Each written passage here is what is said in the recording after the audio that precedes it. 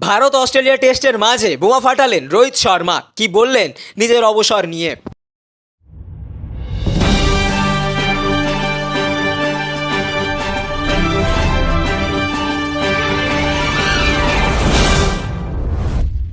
সিডনিতে শুক্রবার শুরু হয়েছে অস্ট্রেলিয়া ভারতের পঞ্চম টেস্ট সিরিজ। তবে ম্যাচ শুরুর দিন দেখা গেল রোহিত শর্মার নাম নেই, অথচ তিনি ভারতের টেস্ট দলের অধিনায়ক। রোহিতের সিডনি টেস্টে না থাকা নিয়েই চলছে অনেক আলাপ আলোচনা।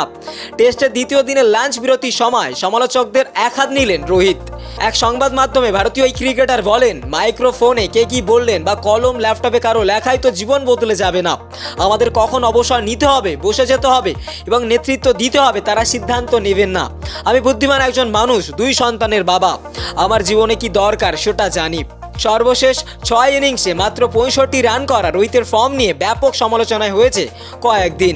অধিনায়ক বলেই তাকে বাদ দেওয়া যাচ্ছিল না, এমনও বলেছিলেন কেউ। শেষ পর্যন্ত গতকাল শুরু সিরিজের পঞ্চম ও শেষ টেস্টে রোহিত বসে থাকলেন ড্রেসিং রুমে। টস করতে নামলেন জসপ্রীত বুমরা।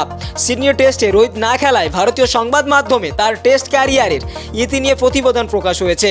সেই প্রতিবেদন সত্যি হলে মেলবোর্নে সিরিজের চতুর্থ টেস্টই রোহিতের ক্রিকেটের রাজকীয় সংস্করণে শেষ ম্যাচ হওয়ার কথা, কিন্তু রোহিত বলছেন পুরোপুরি ভিন্ন কথা। ওই সংবাদ মাধ্যমে তিনি বলেন, এই সিদ্ধান্ত অবসরের সিদ্ধান্ত নয়, অথবা আমি খেলা থেকে নিজেকে গুটিয়ে ফেলিনি। ব্যাটে রান আসছে না বলেই আমি বসে গেছি। আগামী 5 অথবা 2 মাসে রান আসবে না এমন কোনো নিশ্চয়তা নেই। প্রতি সেকেন্ড, প্রতি মিনিট, প্রতিদিন জীবন কিভাবে পরিবর্তন হয় ক্রিকেটাররা বহুবার দেখেছি। পরিবর্তন যে আসবেই সে ব্যাপারে আমি আত্মবিশ্বাসী। একই সঙ্গে আমাকে বাস্তববাদী হতে হবে। রোহিত না থাকায় সিডনিতে অস্ট্রেলিয়ার বিপক্ষে পঞ্চম টেস্টে ভারতকে নেতৃত্ব দিচ্ছেন জসপ্রীত বুমরা।